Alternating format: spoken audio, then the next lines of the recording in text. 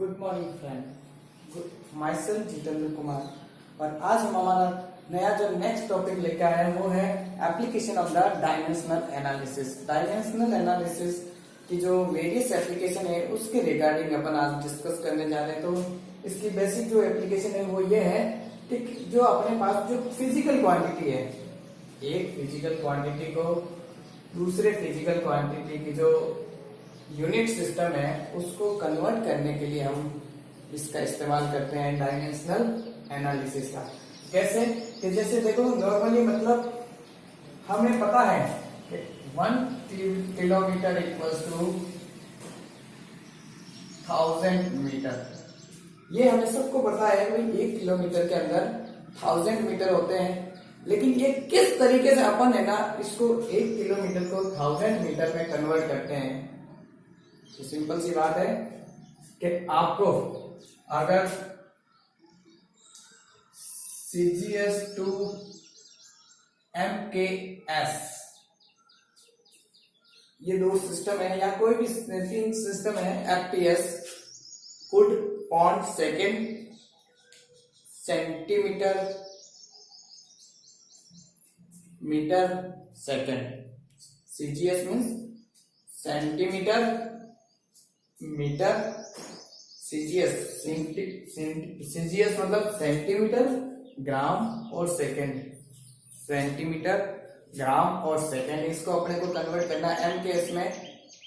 तो सेंटीमीटर का क्या हो जाएगा metre, kilogram second, metre kilogram second. Centimetre से ये बन गया मीटर में, ग्राम बन गया किलोग्राम में, सेकेंड का सेकेंड।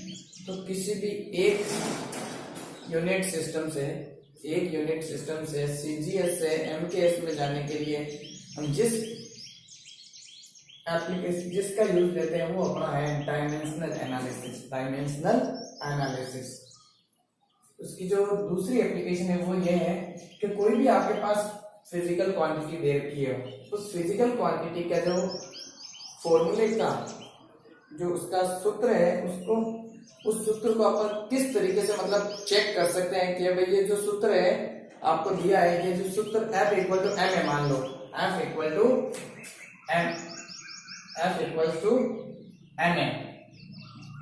तो ये जो सिस्टम है F इक्वल टू M है, यहाँ जो F का जो डायमेंशनल एनालिसिस है, डायमेंशनल फॉर्मूला है, F मतलब फोर्स का जो डायमेंशन फॉर्मूला है वो डायमेंशन फॉर्मूला मास और एक्सीलरेशन को मल्टीप्लाई करवाने पर जो डायमेंशन अगर आता है, दोनों डायमेंशन अगर सेम है तो we can say the formula of the physical quantity is correct. अगर not equal then it is incorrect.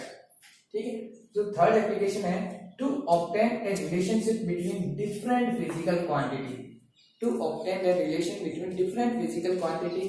तो समझने के लिए सिंपल सा आपने को पता है कि S equals to UT plus half AT square. S equal to UT plus half AT square. तो S क्या है, यहां से ये S है वो डिस्टेंस है, और किसी भी फिजिकल क्वांटिटी में ये बेस करता है प्रिंसिपल ऑफ होमोजेनिटी।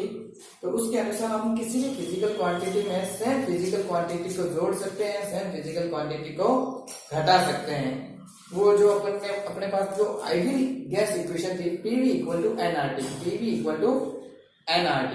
तो यहाँ P और V का जो मल्टीप्लीकेशन है, P और V का जो मल्टीप्लीकेशन है वो आपको क्या देता है, nRT। ये जो मल्टीप्लिकेशन है नॉर्मली जो यूनिट निकल के आएगी वो उसकी यूनिट आएगी वर्क की। जो डायमेंशनल यूनिट निकल के आएगी वो यूनिट वर्क की निकल के आएगी। तो RT भी क्या है, RT भी वर्क की भी निकल के आएगी। सो अपने पास जो एप्लीकेशन ऑफ डायमेंशनल एनालिसिस है वो 3 इसकी बेसिक एप्लीकेशन है। एक तो किसी भी फिजिकल क्वांटिटी को एक यूनिट सिस्टम से दूसरे यूनिट सिस्टम में कन्वर्ट करने के लिए, एक यूनिट सिस्टम से दूसरे यूनिट सिस्टम में कन्वर्ट करने के लिए। दूसरा किसी भी फिजिकल क्वांटिटी का जो फॉर्मूला है उसको चेक करने के लिए वेदर इट इज करेक्ट और नॉट करेक्ट, उसके लिए। और तीसरा है कि भाई किस तरीके से डिफरेंट फिजिकल क्वांटिटी है उनमें क्या रिलेशन है, उसके रिगार्डिंग अपन इसका यूज करते हैं। तो जो पहले का जो डिस्क्रिप्शन है वो इस तरीके से है कि माना अपने पास कोई भी फिजिकल क्वांटिटी है उसको अपन Q से रिप्रेजेंट करते हैं, और फिजिकल क्वांटिटी को रिप्रेजेंट करने के लिए जो Q इक्वल्स टू होता है एन यू। अब फर्स्ट सिस्टम अपन ने एक सिस्टम कंसीडर कर लिया एंड, तो उस सिस्टम के रिगार्डिंग जो मैग्नीट्यूड है वो n1 है और उसकी जो यूनिट है वो u1 है। n1 मैग्नीट्यूड को रिप्रेजेंट कर रहा है तो मतलब कितना टाइम्स ज्यादा है या कम है ये डिसाइड करेगा n1, और यूनिट उस सिस्टम की u1 डिपेंड करता है फंडामेंटल क्वांटिटी पे। यूनिट क्या है? यूनिट है, तो यूनिट डिपेंड करेगी फंडामेंटल क्वांटिटी पे। और फंडामेंटल क्वांटिटी क्या है? मास, लेंथ और टाइम। जनरली अपन जो डायमेंशनल एनालिसिस में कंसीडर कर रहे हैं वो MLT की फॉर्म में है। तो वन उस सिस्टम के लिए जो m1 है फंडामेंटल क्वांटिटी, L1 है और T1 है। m1, L1 और T1 of that particular system. Now ABC अपन ने कल डिस्कस किया था। ABC क्या है? उस फंडामेंटल क्वांटिटी की पावर है कि भाई कौन सी, कोई भी फंडामेंटल क्वांटिटी m की पावर a है, l की पावर b है, t की पावर c है, तो ये पावर है उस पर्टिकुलर फंडामेंटल क्वांटिटी की। अब q इक्वल्स टू अपने पास क्या हो गया? n1 u1 से, तो n1 और ये u1 की है। If the same physical quantity in other system, अगर वही फिजिकल क्वांटिटी है हमारे पास दूसरे सिस्टम में जो अभी अपन ने बात की थी, ये क्या है? ये फिजिकल क्वांटिटी जनरली है किसकी?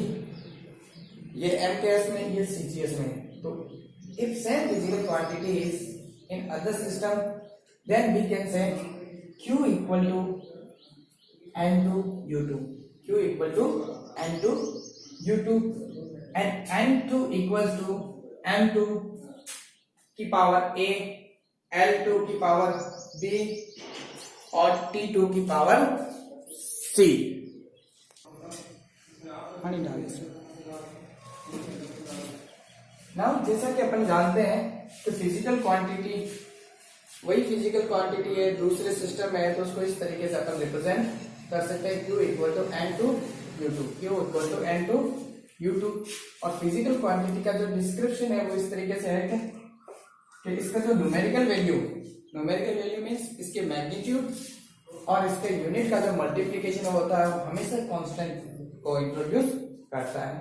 सो अपन कह सकते हैं इक्वेशन फर्स्ट से जो Q इक्वल टू था, Q की फिजिकल क्वांटिटी की जो वैल्यू थी वो थी N1 U1। सिमिलरली इक्वेशन 2 से भी Q equal to N2 U2, ये दूसरी फिजिकल क्वांटिटी में था।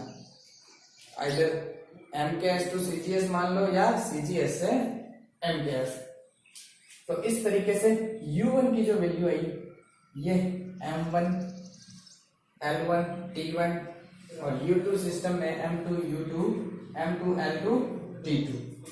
तो N1 की टर्म में अगर आप फाइंड आउट करना चाह रहे हैं N1 की टर्म में, फॉर N1 तो ये जो फैक्टर्स है ये फैक्टर्स इससे डिवाइड कर देंगे। और अगर N2 की टर्म में फाइंड आउट करना चाह रहे हो, जैसा कि पहले यहाँ लिखा था N2, तो ये पूरा का पूरा फैक्टर इसके डिवाइडेशन में चला जाएगा, डिवाइड न्यूमरेटर में चला जाएगा, इसके नीचे की तरफ आ जाएगा। तो N2 इक्वल्स टू क्या है? Magnitude in second system. जो दूसरा सिस्टम है उसमें उसका क्या मैग्नीट्यूड है वो हमें फाइंड आउट करना है। N2 equal to M1 M2 की पावर A, L1 L2 की पावर B, T1 T2 की पावर C। इसी तरीके से हम एक क्वेश्चन करना चाह रहे हैं कि उसका है एक्सीलरेशन ड्यू टू ग्रेविटी।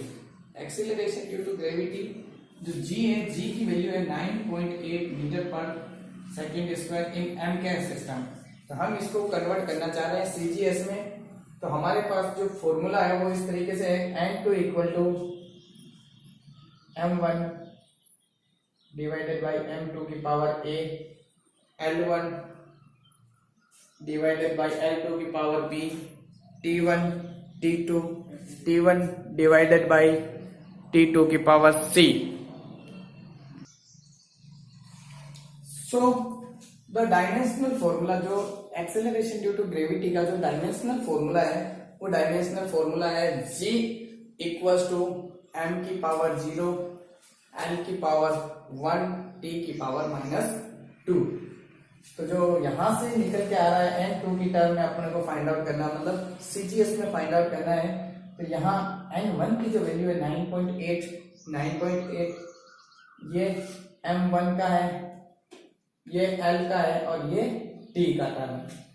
तो ग्राम, किलोग्राम और इसकी पावर 0 थी. तो किसी भी न्यूमेरिकल, किसी भी नंबर सिस्टम की अगर पावर 0 हो, x की पावर 0 हो, तो इसका जो न्यूमेरिकल वैल्यू होती है वो होती है 1. तो यहाँ पे 1000 की पावर 0 है, इसकी मतलब हुआ 1. और यहाँ से सेंटीमीटर और मीटर का जो रिलेशन है वो है 100. 1 मीटर बराबर 100 सेंटीमीटर. और ये सेकंड इनवर्स, सेकंड का पावर -2. तो 1 की पावर -2 है, दैट मीन्स 1 है. तो यहां से 9.8 इक्वल टू ये फैक्टर हुआ 1 और ये हुआ 100. तो CGS में एक्सेलरेशन ड्यू टू ग्रेविटी की जो वैल्यू निकल के आई है वो अपने पास है 980 सेंटीमीटर पर second square. That much only. For next video, please like and subscribe.